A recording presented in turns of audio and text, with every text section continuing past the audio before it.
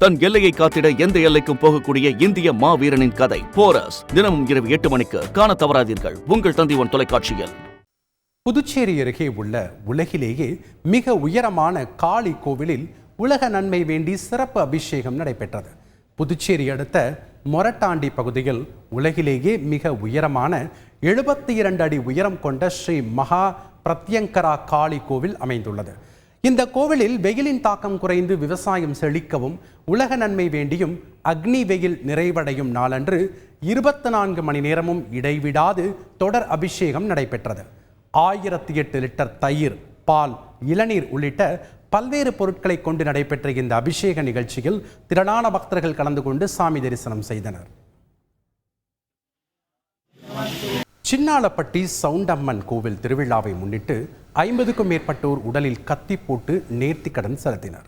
திண்டுக்கல் மாவட்டம் சின்னாளப்பட்டி சவுண்டம்மன் கோவிலில் அம்மன் உற்சவ விழா நடைபெற்றது. இதையொட்டி கையில் காப்பு கட்டிய பெண்கள் 100க்கும் மேற்பட்டோர் முளைப்பாரி எடுத்து ஊர்வலமாக வந்தனர். தொடர்ந்து பக்தர்கள் பக்தி பரவசத்தோடு தங்கள் உடலில் கத்தி போட்டு நேர்த்திக்கடன் செலுத்தினர்.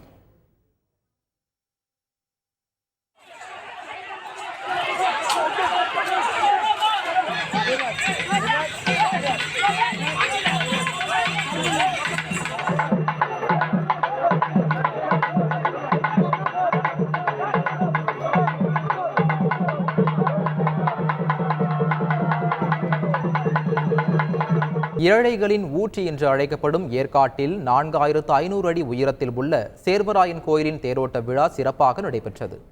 மலர்களால் அலங்கரிக்கப்பட்ட தேரில் சேர்வராய பெருமாள், காவிரி அம்மாள் எழுந்தருளி பக்தர்களுக்கு காட்சியளித்தனர்.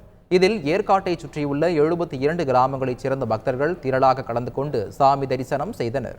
பொதுமக்கள் தங்கள் நிலங்களில் விளைந்த ராகி, கம்பு, கேழ்வரகு போன்றவற்றை காணிக்கையாக படைத்து வழிபாடு நடத்தினர். கொடைக்கானலில் மூஞ்சிக்கல் பகுதியில் உள்ள பெரிய ஸ்ரீ மாரியம்மன் கோயில் திருவிழாவை ஒட்டி பெண் பக்தர்கள் பால் குடம் சுமந்து சென்று அம்மனை வழிபட்டனர். திருவிழாவின் கடைசி நாளான இன்று ஏராளமான பெண்கள் பால் குடம் ஏந்தி நகரின் முக்கிய வீதிகள் வழியாக ஊர்வலமாக கோயிலுக்கு சென்றனர்.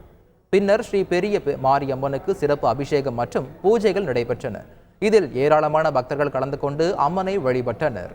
காஃபி வித் கடவுள் இனி எல்லா நாளும் இனிய நாளே 3 பக்தி தொடர்கள் எளிய தமிழில் தினமும் காலை 6 மணி முதல் 9 மணி வரை காண தவறாதீர்கள் உங்கள் தந்தி1 தொலைக்காட்சியில்.